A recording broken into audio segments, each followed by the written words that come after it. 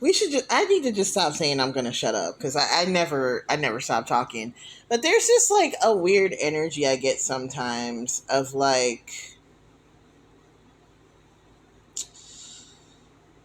this sense that class conflict is gonna be something that's eternal and immutable, and something that should either be like relented to, or there's like this sense that like it can only be resolved with violence. Like the only options are to relent or to be violent.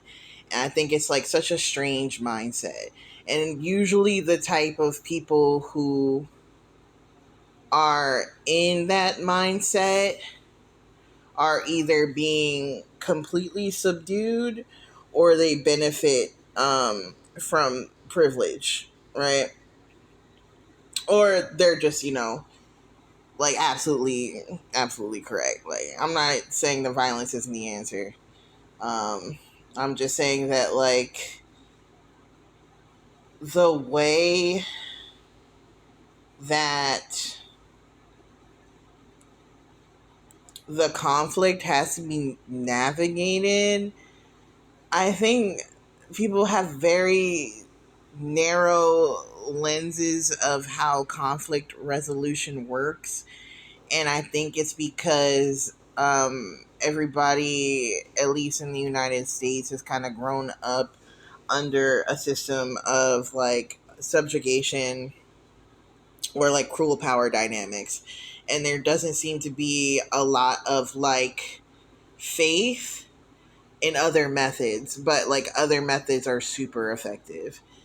Um, because people just want to feel like they're being heard. People want to feel like they're being held, like, and it's like I've just been in so many positions where like off rip I could tell that people weren't listening to a single fucking thing I was going to say, and they were just going to do whatever the fuck they wanted to do anyway. And it feels that way too with like this like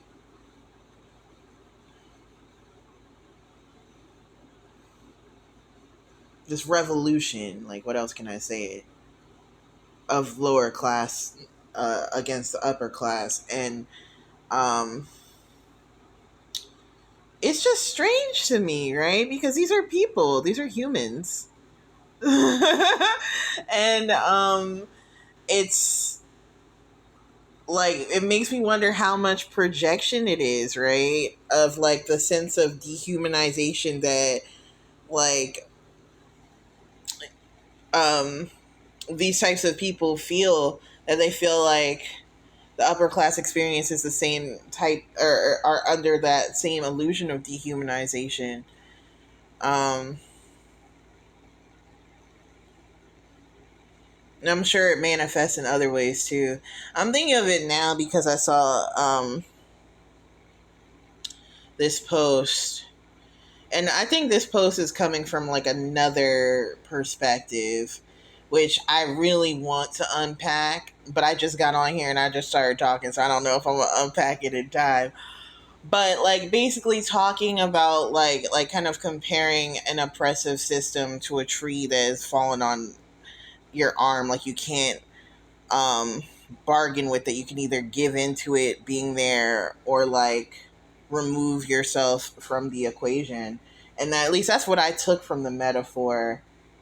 um I suppose you could go at it with a chainsaw too if we continue it further. And I'll probably watch it 3, 4 more times after this and come to another conclusion.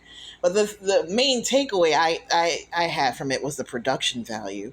And it's, although we talk about, filmmaking being far more accessible, and truly it is far more accessible than it was, a high level of production value in like the setting that this person was in, and just like in general the quality of their videos, I'm sure they've maintained from like being an incredible artist on this app for a very long time, at least from my perception. But in order to have that level of production value, bro, you're privileged as fuck. What do you mean you can go out in the woods to like film a TikTok, bro? And it's color graded. bitch. And it's two of you in that fucking, like, bro. Come on, be real with me. And then it makes me wonder, like, what is the real message of this, right? Like, what is the motive of this? How does it benefit the class consciousness and the conflict that is currently being experienced to tell someone that they can't do anything, and like kind of compare?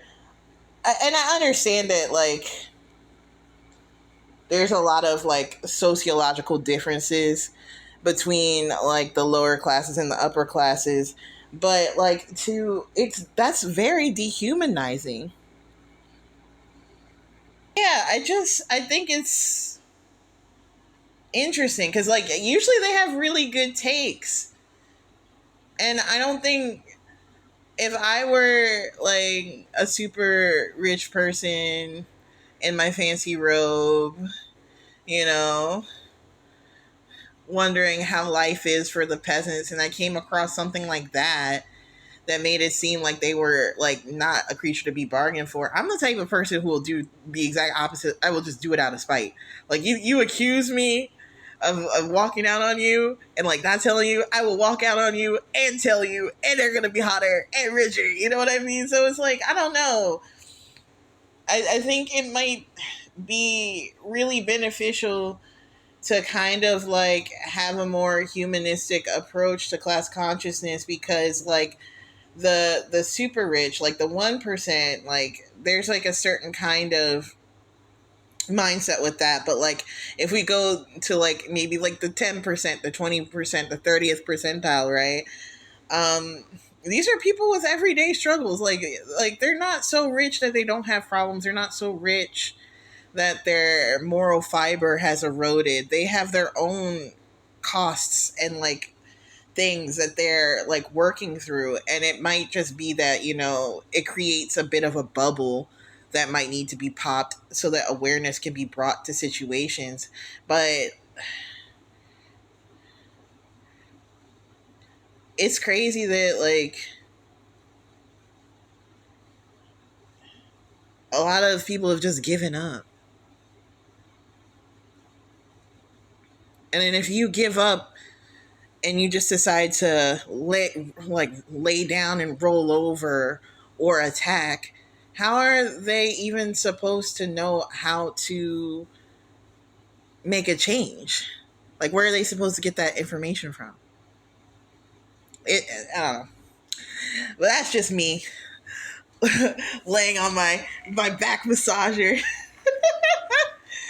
yapping about TikToks that I didn't fully complete. What do you think, Chad?